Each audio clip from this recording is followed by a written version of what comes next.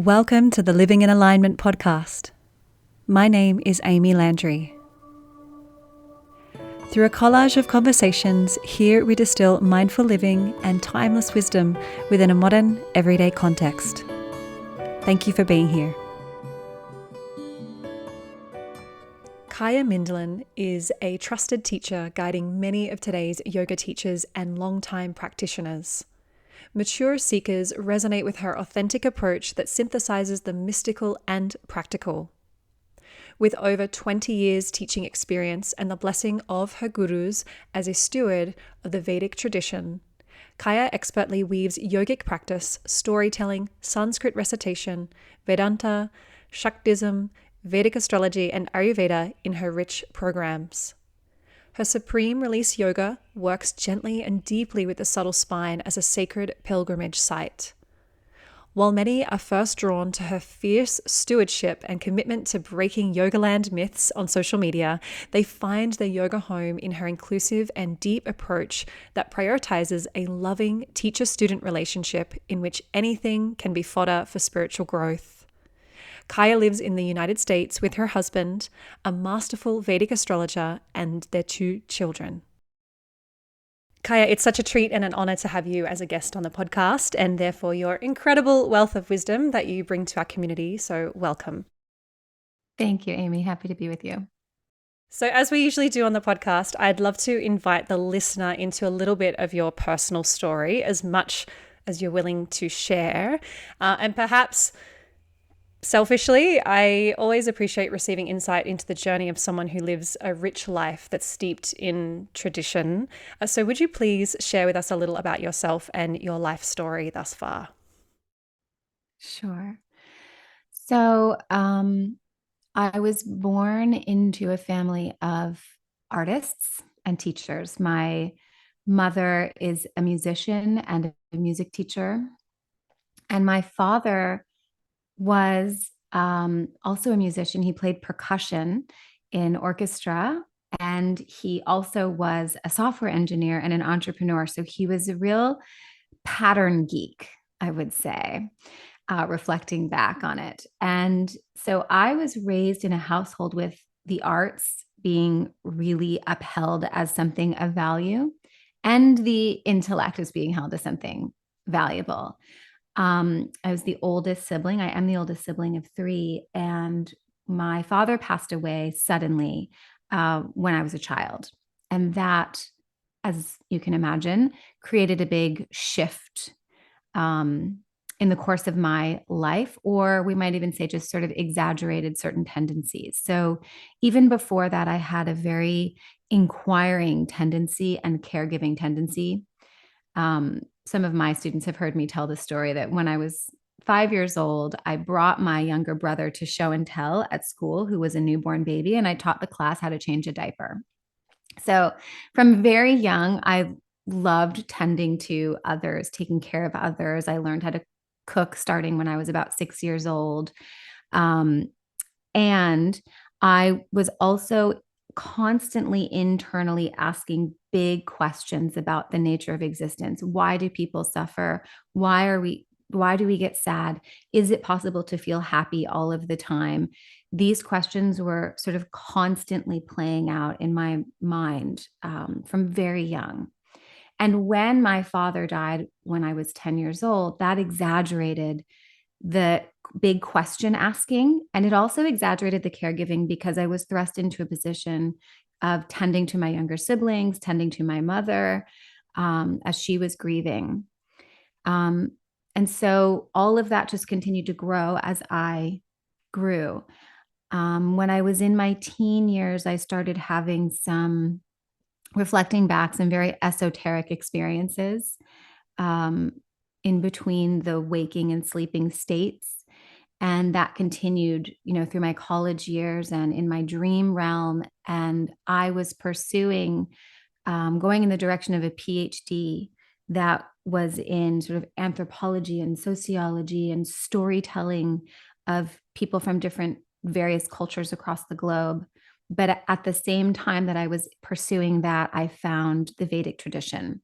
I ended up in philosophy courses with a philosophy professor on the outside, but turned out to be a devotee with a guru who was initiated into meditative practices. And so I learned meditation from him, and I was studying Shastra, I was studying scripture with him when I was about 20, 21 years old. So that completely changed the course of my life as I had planned it.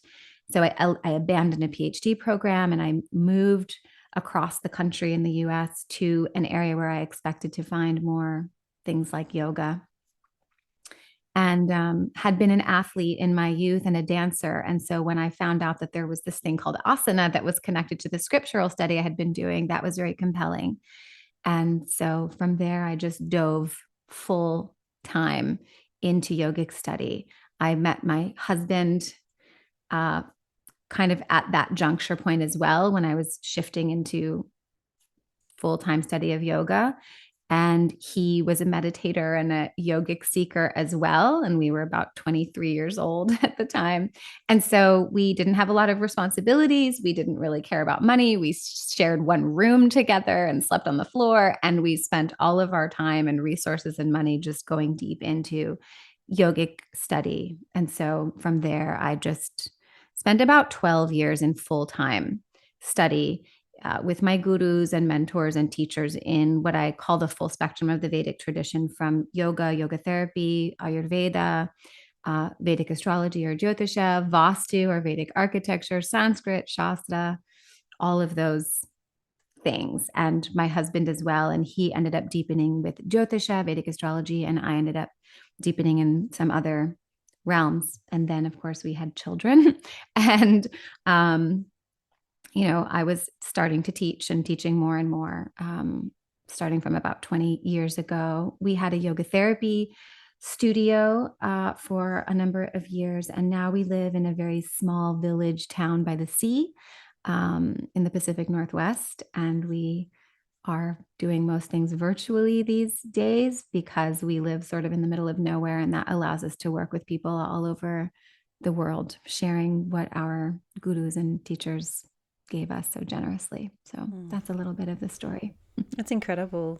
It's so evident that you were meant to be doing what you're doing. Like, the trajectory of your life is just absolutely destined to be here, which is really inspiring. And if you don't mind, I'd love to turn our conversation now to your recent Instagram post that you put out about, well, in general, the yoga tradition, but more specifically guardianship and the idea of, let's say, gatekeeping, which can often get a bit of a bad rap, that term specifically. Yes. And I'd love to know, well, let's expand upon that a little, if you don't mind, and let's talk about perhaps how this pertains to protecting the practices of yoga and in addition to protecting the practitioners of yoga as well. Yes. So I was contemplating Ganapati or Ganesha in preparation for teaching about Ganesha, as we have around September every year, this Ganesha festival of 10 days. And I give teachings and stories at that time. And I was contemplating the meaning of Ganapati. And I was thinking Ganapati, gatekeeper, guardian, and the story of him protecting the doorway of his mother, and how we pray to Ganapati at the beginning of everything. And I realized that the term gatekeeping that we have in English is very relevant to the principle of Ganapati, but that gatekeeping has a very negative connotation. And what does that mean for those of us that are participating in learning or stewarding this tradition that essentially puts the gatekeeper at the forefront? Really, Ganesha is the one form of the divine that everyone recognizes, most readily. And he's the one that we invoke at the beginning of everything. So I sat with it for a day and I thought, can I talk about gatekeeping without triggering a lot of people into a negative reaction? And what would that look like? And then I just couldn't stop myself. And so I just sat down and I just, in the moment, poured out this contemplation about Ganesha as the one who protects the doorway. And as I reflected on it, I realized that really, as far as I understand it, I think every indigenous tradition has a principle of a guardian of practices and knowledge and wisdom. And that this is something that we want to sort of reinstate or stabilize as something that's really valuable and meaningful. So I'm happy to take this in a lot of different directions. I was thinking it might be helpful to sort of talk about, well, why is Ganesha the protector of doorways or the protector of knowledge? And what does that mean? Or maybe why do we need someone to do that? Why do we need to protect? Why do we need a gatekeeper? Maybe that would be a place to start. Yes, because I think, as you mentioned in the post, there's this sense, particularly in the Western world, of like, I want what I want and I will have it when I want it, even within the realm of study and these traditions. Right. And so, exactly, we want access and we want to fulfill our desires. That's the human trip. We have a desire and we want to fulfill it. And in the modern world and in the Western world and in non-Indigenous culture, we're very used to getting what we want when we want it and blaming the world or the system when we don't. And that isn't the way that the Vedic tradition, the yoga tradition, or indigenous traditions work. So, the way that knowledge works in yoga is it's resting on the principle of Adhi-Kāra, to use Sanskrit. Adhi-Kāra means to be well prepared or available for something. It's a recognition that the teachings and the practices are precious because your life is precious. And it's a recognition that the timeline matters. You want to be ready. So I think I could give a metaphor here. You know, you have young children, I have young children, and there's different philosophies around this, but I know you are into Ayurveda and many of your listeners are. So in Ayurveda, we understand that you don't just say, well, the child is such and such an age, give them food. We look at certain guiding principles to recognize when that individual child has a certain readiness of the digestive system, of the nervous system, based on their constitution and certain signs and signals that we use as a metric to determine their readiness for that nourishment. And so we see, are they sitting up on their own? We see, you know, how hungry are they? What is their relationship to when they see us eating? We might get certain assessments done by a chiropractor or an acupuncturist, an Ayurvedic practitioner to see what's the state of their digestive tract, what's happening with their teeth, have they cut their first tooth yet, and so on. And then we might even use Vedic astrology to pick the right auspicious time or muhurta for that very first food. And that taking in of nourishment is seen as very precious. And it's not like we're denying the child nourishment. So the child is still getting breast milk or some other resource of nourishment along the way. So they're not being denied being nourished, but we're saying which nourishment is appropriate for the child at which time. And then even as adults, we do this as we move through the seasons of life and the seasons through the year. What form of nourishment is appropriate? So the Vedic tradition says all who seek knowledge and practice are welcome. And there's something for everyone. But that doesn't mean that anyone gets whatever they want whenever they want it. So if someone comes to yoga, the steward or the teacher, the mentor, the guru, the sangha can determine based on certain metrics, some of which might be very subtle, what is appropriate for this individual.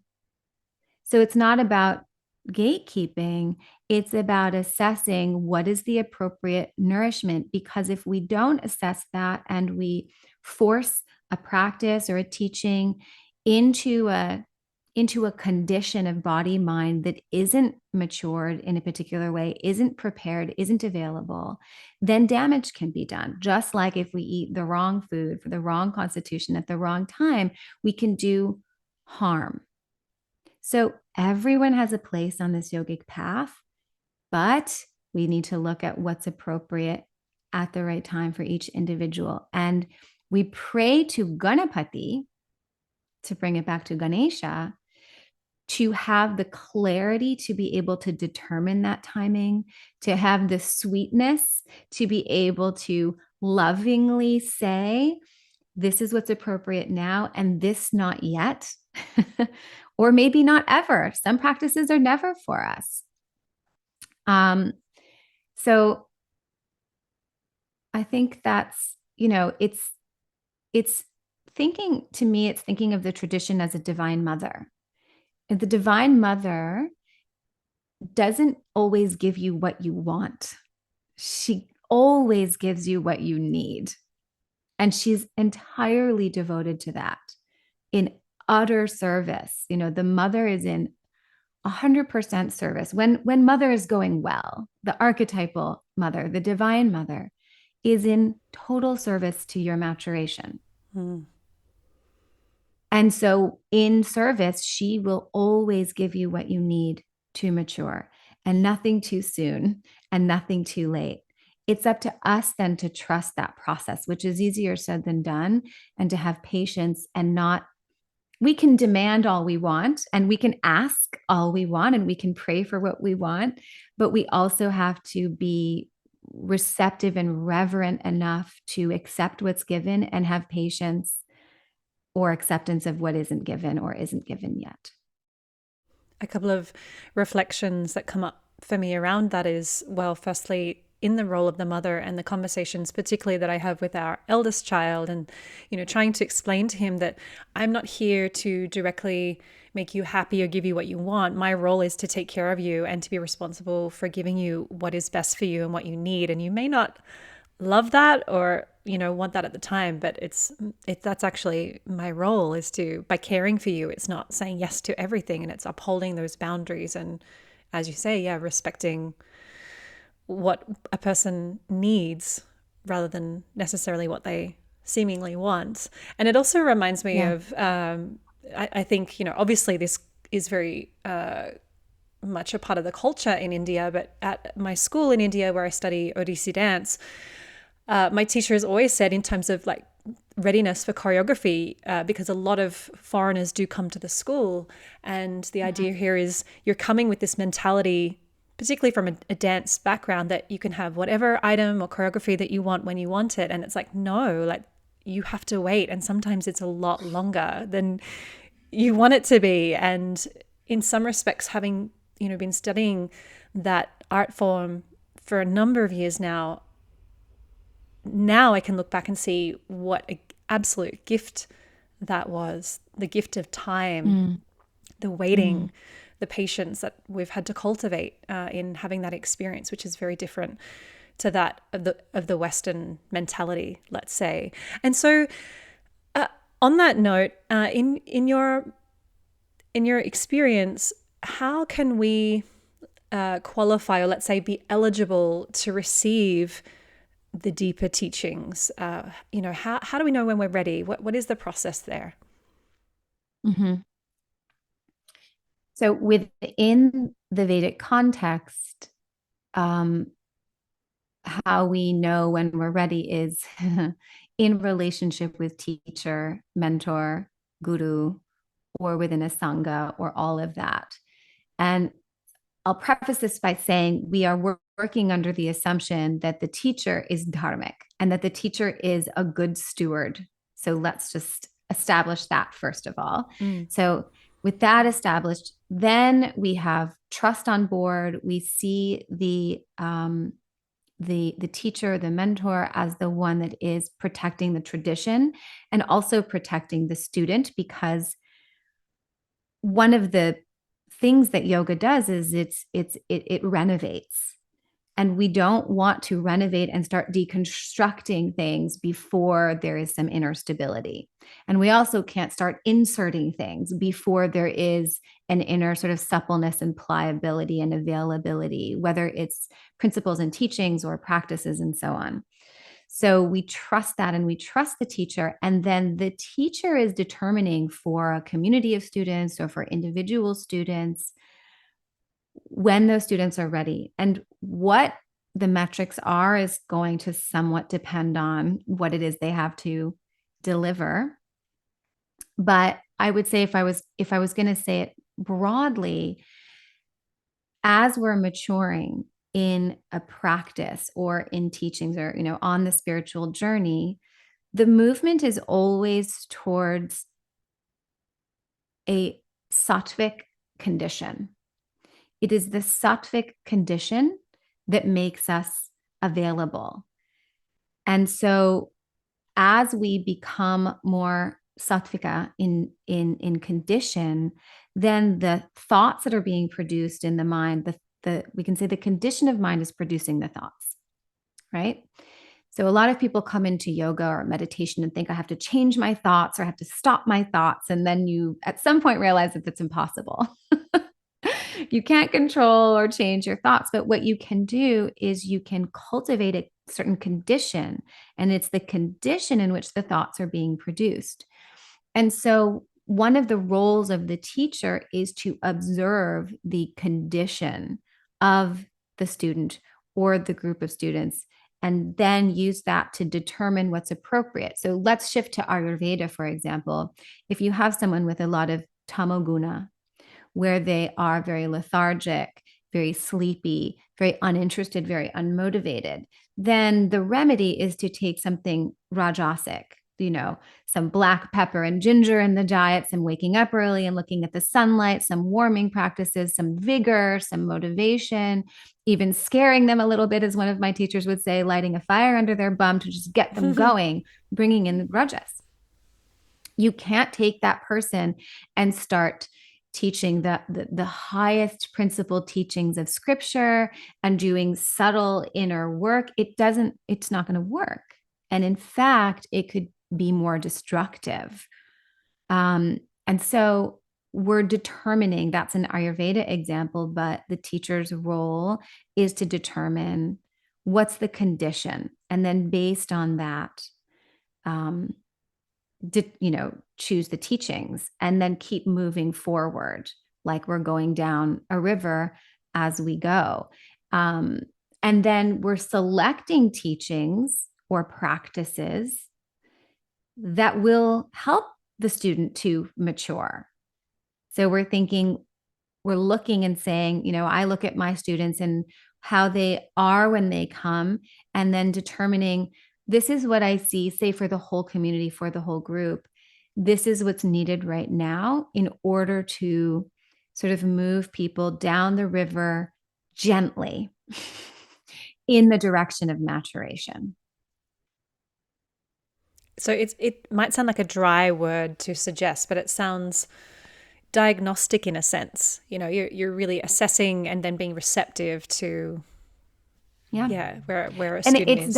It is diagnostic, but it's not dry, because the diagnosis is, as I said, we're using certain metrics that are perhaps seeable, but we're also, at least I can speak for myself based on my background. Everyone's going to have a different background and they'll have different means of determining.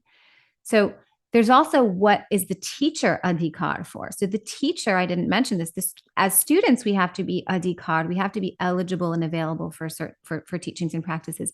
But the teacher also has a requirement to uphold Adhi-Kāra. It means the teacher teaches what the teacher has the capacity to teach, the dharma to teach, the permission and blessing to teach. So for me, I'm going to teach whatever is in the realm of my expertise, what my teachers and mentors have given me the blessing to teach, and I'm not going to cross that line. And then within that, I'm going to say, well, amongst all of those things, I'm observing the students, but I'm also, because I have Jyotish as part of my background, I'm also observing what's happening astrologically, or I'm observing what's happening seasonally to determine what's appropriate. And these things are fairly subtle. And again, everyone would have to determine different things. So let's say you're an Ayurvedic practitioner, you would look at individuals or you would look at your group of students, but you would also consider the season. And so you would think about, it's the spring or it's the fall, what's appropriate to the season. And then you might look at your students and think about, well, based on who my students are, is it appropriate to give them practices? Is it appropriate to give them knowledge? Should that knowledge be fairly practical based on who these people are? Or should that knowledge be fairly subtle based on who they are?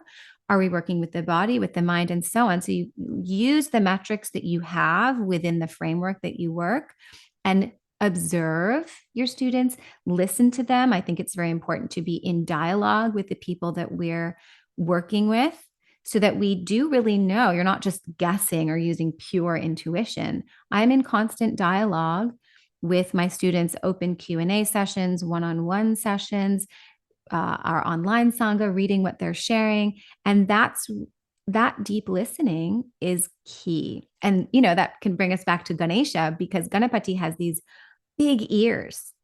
And those big ears are symbolic of the profound capacity that we all want to develop for deep listening. And that means listening to the cosmos, listening to each other, listening to our students, listening to our teachers, listening to scripture, and listening to intuition as well. So we're using all of that.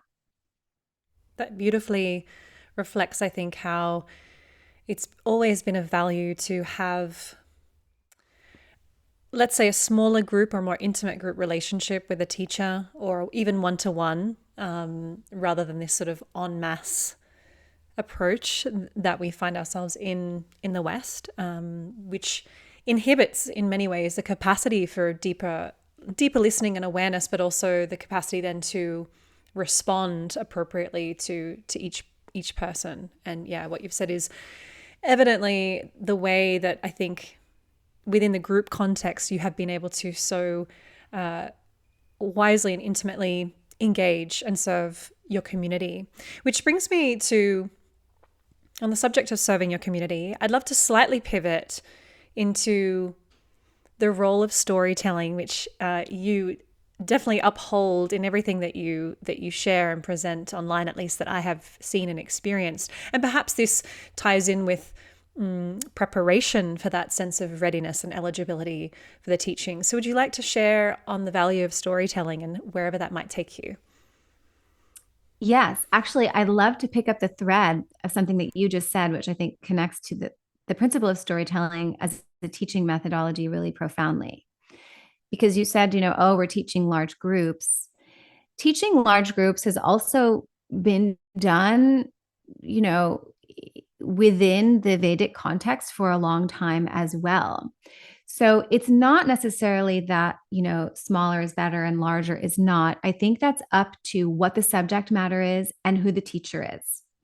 Certain teachers have a dharma and a karma for teaching very large groups. And other teachers or practitioners have the dharma for working with small numbers or one-on-one. And that just has to do with where you're really in order with yourself. And then, I'm an example of someone that has the dharma to do both.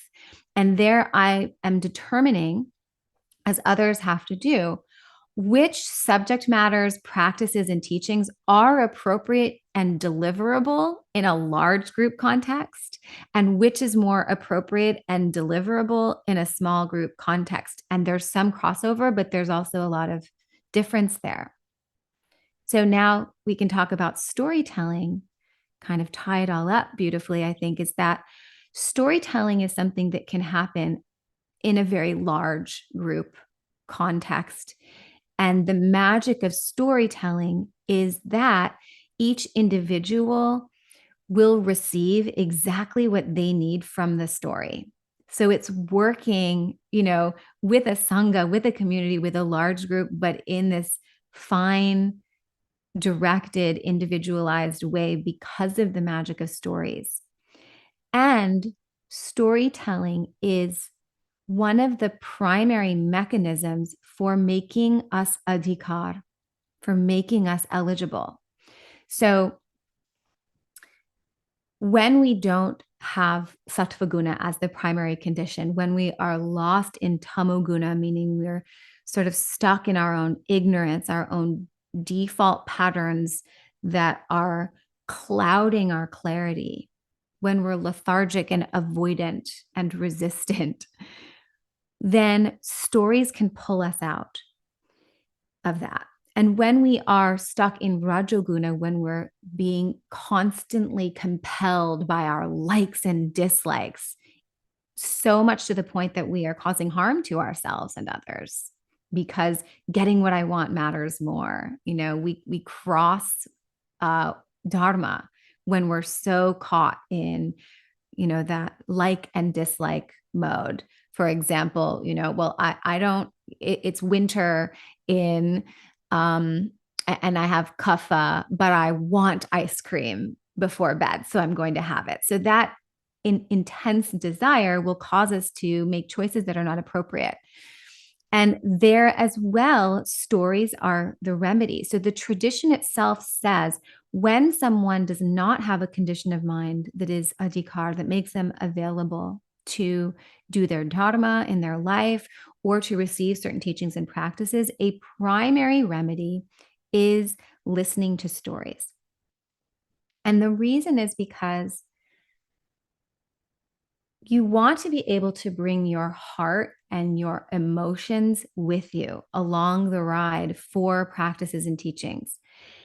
Let's say you have someone that's thinking, well, I want to read the Upanishads. Okay. Well, what's the condition of the mind? We need to have a state of mind where the emotions are on board, where the heart's on board, where there's a receptivity, and where there is a dharmic lifestyle, where the person is stable in their lives, stable in their minds, stable and sweet. These are two principles of Ganapati. And storytelling is the means to that. Why is that? Let's say you could choose to sit in a history class and get all the names and dates and the timelines and all of the information. How much of it would stick with you? In fact, I think any listener could look back and think about anything informational that they've gotten in their lives. Go back and try to remember, algebra, the history details that you've learned, versus can you remember the stories that you've listened to and not read, but particularly listened to? Stories that your parents told you about their parents or their childhood, stories that you listened to, or even watched, movies and shows that you've watched and music that you've listened to. All of that is very alive because it speaks to the manas, it speaks to the emotional aspect of the mind, and it speaks to the heart.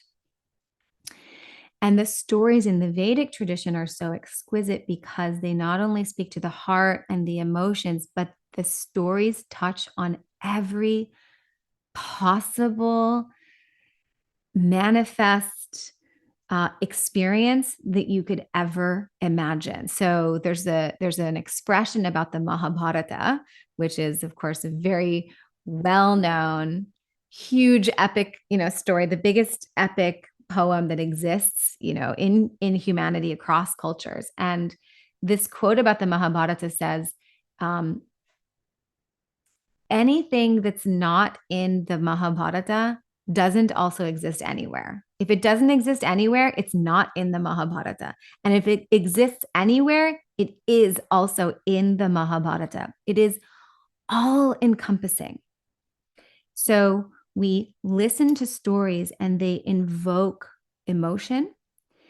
They connect to our memory. They cover the full spectrum of life. And the stories allow us to, without our even realizing it, to learn major life lessons. And that prepares us to live life in a particular way, to view life in a particular way, which over time then makes us available to teachings and practices. There's a teacher who says, if you listen to the Mahabharata or the Ramayana and you can sort of experience all of the pain, the loss, the grief, the trauma, the bliss, the elation, the exaggeration without, getting a scratch on your body or losing a hair on your head, you get to witness all of it and learn the lessons that the characters learn and connect to those lessons without actually having to go through it yourself. And it becomes very resonant and meaningful for the things that you go through in your life because nothing is outside of it. And so you learn in such a delicious way. I mean, you have children, you probably read books to them, and it for me as a mother, it's our favorite time of day every day is story time with mama. That's beautiful. And that definitely leads me into asking you about, and again, this is probably another selfish interest, but given that, that you and I are both mothers with young children, I'd love to know how this all ties into the role of the householder, and therefore thereby living yoga and living these traditions, which I think is a natural, the understanding of that and the embodiment of that is a natural evolution of the maturation of the practitioner, that just comes purely with time on some level. But yeah, I'd love just to know your insight and thoughts on that role. And I would guess that almost everyone, if not everyone, listening to this episode is a householder. And yeah, what are your thoughts on weaving all of this into daily life, into the struggles, the responsibilities, and really getting that sense, that essence that we are really truly living this rather than it being a sort of a separate thing. Yes. So this is again brings us to why we want to have our practices and teachings and really the stories that we listen to. We want everything that we're doing in the name of, yoga for to be very meaningful and personal. We want it to have an impact. We're not just gathering information.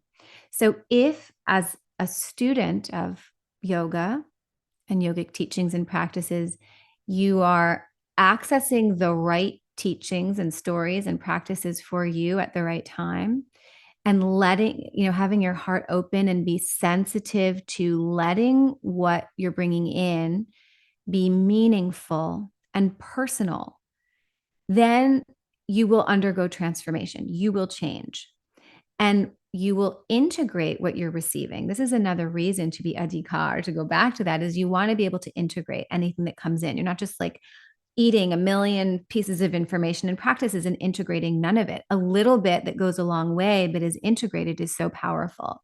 And then you undergo transformation, which has a ripple effect in your relationships in particular. And being a householder is really being in the world of relationships with responsibilities. So you have responsibilities to your life partner or your children or your plants or your home, anything that you have stewardship over and relationship with, you're responsible for. And if you can approach those relationships and those responsibilities with that sattvic condition, with your heart open and letting yourself be meaningfully touched by yogic teachings and practices, then the natural result is that your life is yogic. Your responsibilities become yogic responsibilities. How you parent, it's not about being a perfect parent or a perfect life partner, but how you relate more and more will be yogic. And what do I mean by yogic? I mean attuned to what is appropriate moment to moment. Which is why, just as there's no rule book for yoga, here's the list, do this, and then you're a quote unquote yogi. It's the same as with parenting, and it's the same with life. There is not a rule book because it's alive, and because we each have different momentum of karma, we each have different dharma, different purpose, different modes of being. There's no one rule book or list for us all to follow. And so what yogic transformation does, and becoming, say, more sattvic, it allows us to have an inner harmony where you have slowed down your reaction time. So think about it. Anytime you regret something you've said or done as a householder, it is always because you were in reaction mode and not responsive mode. And I think if I could narrow being a yogic person in the householder realm down, I would say it is all about slowing down your reaction time and being able to deliberately walk around a situation so that you can respond rather than react. And that means that you respond maybe differently day to day because all the little details have recalibrated and are different. And what my guru would say is in the beginning, you have to be very deliberate. You really have to intentionally slow your reaction time down and be extremely deliberate in choosing wisely, moment to moment, what you're doing, how you're acting, how you're interacting, how you're relating. But over time, as you mature in your spiritual journey and as a householder, which are not, dissimilar, they're not really two different things. Your life as a householder is part of your spiritual journey of life. Over time, what was deliberate becomes spontaneous. But that's with patience and time and continually deepening. May I ask you to expand a little bit? So let's take this a bit further on your personal experience as a mother. So in that particular role as a mother, because mothers do face a lot of challenges, and it's such a big life transition. And earlier in our conversation, you really spoke so eloquently to the essence and the role of the Divine Mother. And I think that, I think it would just be perhaps reassuring in some ways to shed some light on that role and the value of the role of the mother as it pertains particularly through the Vedic tradition. Sure. Maybe an example is helpful. This is where storytelling comes in, because we could talk intellectually about all of this, but when we have a story on board, it makes all the difference in the world, right? So I have two children. They were sort of homeschooled, unschooled for quite a few years, but now our older child is in school-ish, alternative school. And our younger child did school for half the year last year, and he was all set to begin this year.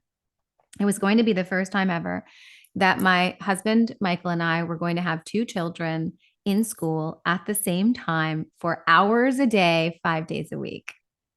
And we had somewhat planned our lives around that. Oh, we can work at the same time. We can overlap our schedules. We can work when we're working and be with the children when we're with the children. That was the plan. And the morning of our younger child's first day of school, all was going well until it was time to get into the car. And he had a complete meltdown and was very clear, I don't want to go. He was able to articulate his reason. And so this is where the question of, okay, so now we're in mama mode and I have my own desire. My desire was, no, I want you to go to school. It's good for you. This was the plan.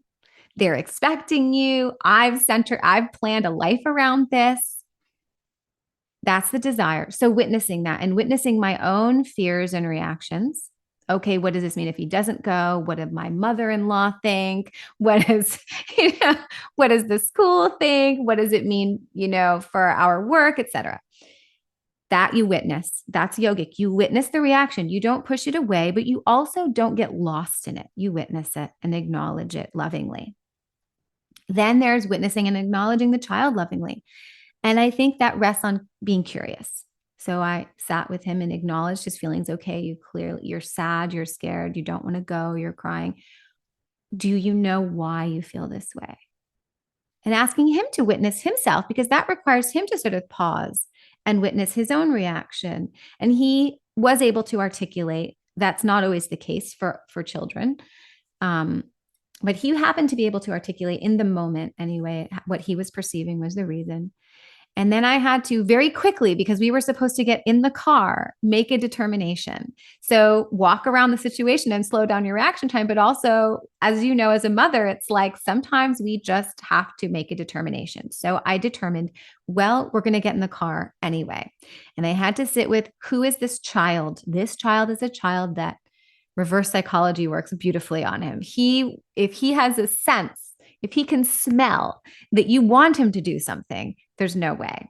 And so knowing that, because I've witnessed this child, I could say, well, we have to get in the car because we have to take brother to school anyway. And also I have your friend's jacket. So we have to go to your school so I can give your friend's mama the jacket. So I had these other reasons. And we're going to go for ahimsa first and satya second. What was the gentlest approach here? Not what's the most honest approach would be, well, I'm freaked out about this and we're going to try and I'm going to get you as close to that school as possible and to see if you change your mind. That was what was really going on. But it wasn't necessary for him to know that. And it was non-helpful for him to know that. So we got in the car, we went. I did sort of every gentle possible thing that I could do. I talked to the teacher. I talked to his previous year's teachers. They offered to come and talk to him, which they did. And he was hiding in the back of the car at his brother's feet, So we didn't go. And we continued the discussion. We stayed open and curious and we listed things out. Here's your options. And we stayed open. Now, there are times when the parent is the parent and you're saying, we have somewhere to be. I know you don't want to put your shoes on or get in the car, but you're getting in the car. Don't put your shoes on. Fine. I'm picking up your shoes and I'm picking up your body and I'm putting you in the car. There are times when that is what's appropriate. And there are other times when we can make the determination to slow down and listen to the child and go with the child's intuition. And that also is going to depend on your life situation. If Michael and I have jobs or we have to go to work and there's no one home with the child, we would have to do something different. So this is what I mean by walk around the situation, because no two situations are the same. There's no rule book. We had to look at this child who is very intuitive, and we had to look at our home life situation, which does allow the space to have a child at home. And we had to let go of all the outer pressure, the inner pressure, the judgment, and the desire. And in the moment, make a determination that is appropriate. And so right now that child is doing homeschool, unschool. We're being pretty boring. We're not entertaining him. He's on his own a lot of the time. He's taught himself to read and, and it's actually going very well. And now I've reached the point where I'm utterly unattached. I'm very happy to have him here doing what he's doing. And I'm happy if he decides he wants to go to school. And last week he did a little afternoon at his school. He felt open to it. His teacher invited him and he gave a thumbs up. And so we went.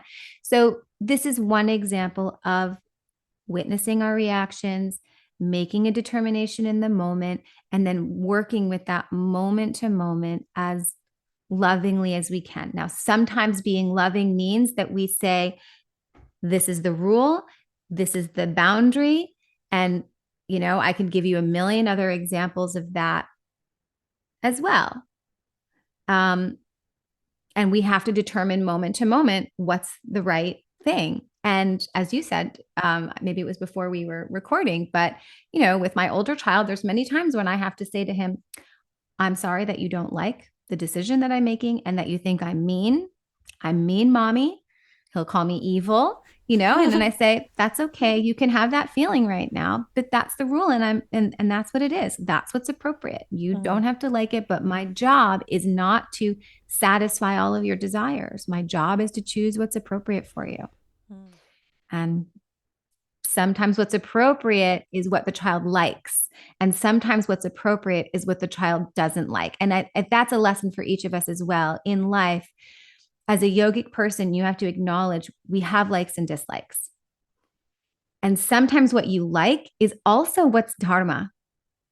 But sometimes what you like is not. And sometimes what you don't like is appropriate. And that's, how it is. And sometimes so we all have to play with that as parents, witness that in our children. And as yogic people ourselves, there's likes and dislikes, there's raga, dvesha, and then there's what is appropriate moment to moment. And being able to witness both and hold both with a level of maturity and love is what it is, I think, to be a yogic householder.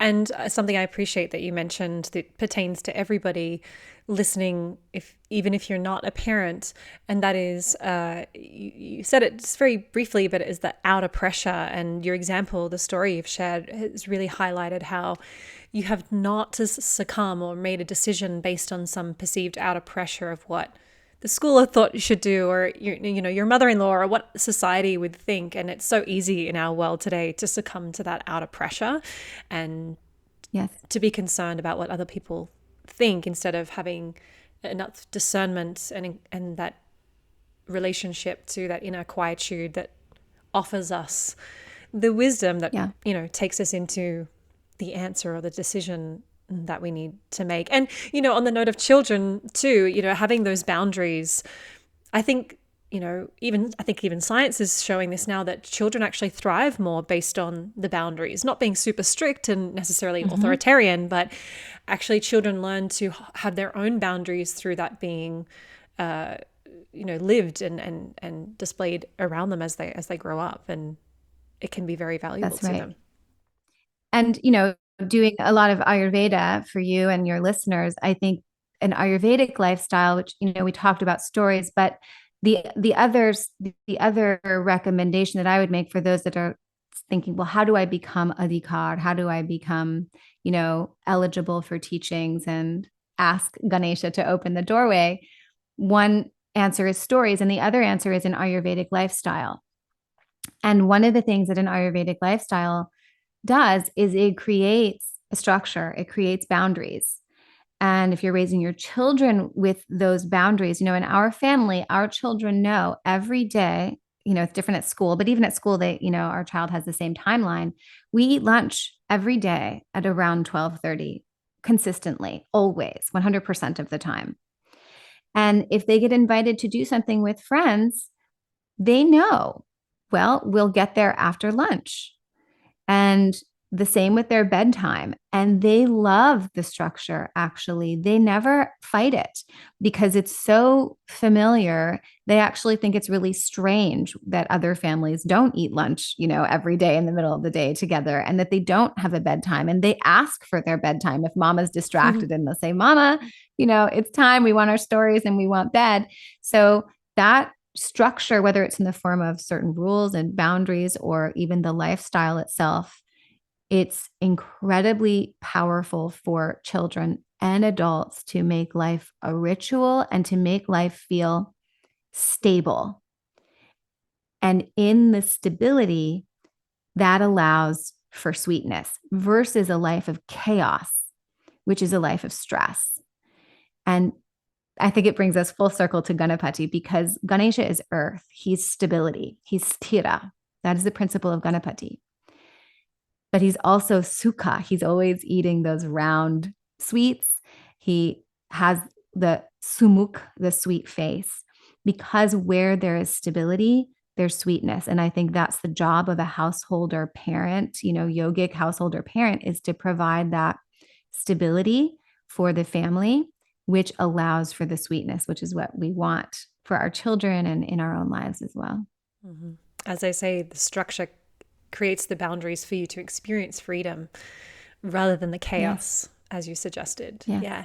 So I'd love to close our conversation today. Not always, but quite often I do ask those that come on the podcast for, one or two book recommendations. And in our dialogue before this chat today, you indicated that you, generally speaking, don't recommend books. And I found this really fascinating. And, you said that it was, suggested to be only when it's a supplement to listening. And I think this ties in with the idea of Śruti and even much of what you said before about readiness and listening and storytelling. So please enlighten us with your thoughts around this. Sure.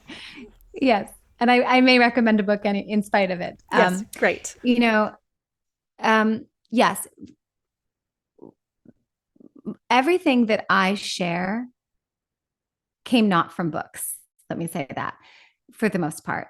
It came from listening, sitting with my teachers, chest to chest, as they say, and listening. And this whole, you said the word Śruti, this whole tradition depends on deep listening and on listening to teachings, because Akasha, space, is the most expansive element and it connects to the ear. We are supposed to hear the teachings. And the scriptures themselves are considered forms of the feminine divine. So like the Bhagavad Gita, Gita means song, and it's a feminine word. You are meant to listen like you listen to music. It's meant to be heard.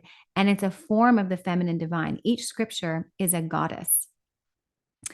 And if you think about, to go back to the mother role, well, what does the mother do? The mother sings to the child, the mother speaks to the child, the mother tells the child things, the mother is delivering guidance really through speech and through song and through storytelling and through explaining.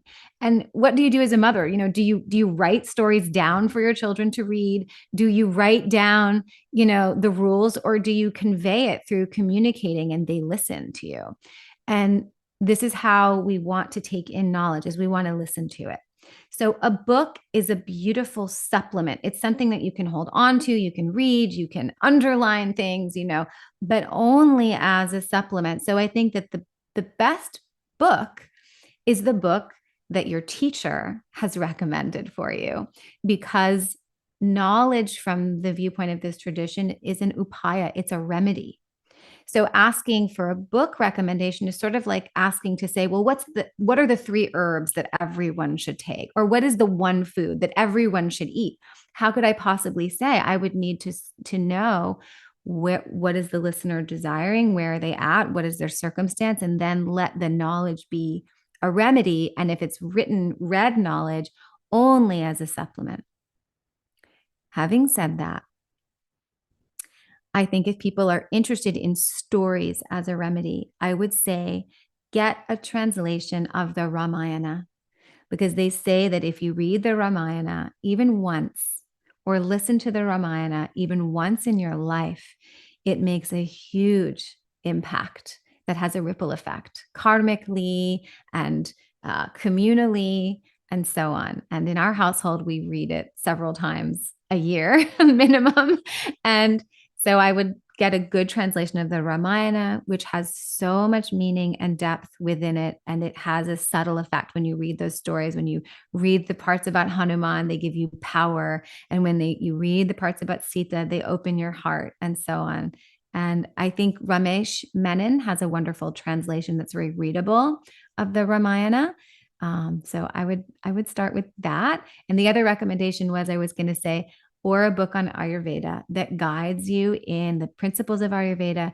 These are the 2 things that really make you Adhi-Kāra. And when it comes to scripture, find a teacher and then teach the scriptural teachings that teacher that you resonate with is giving you.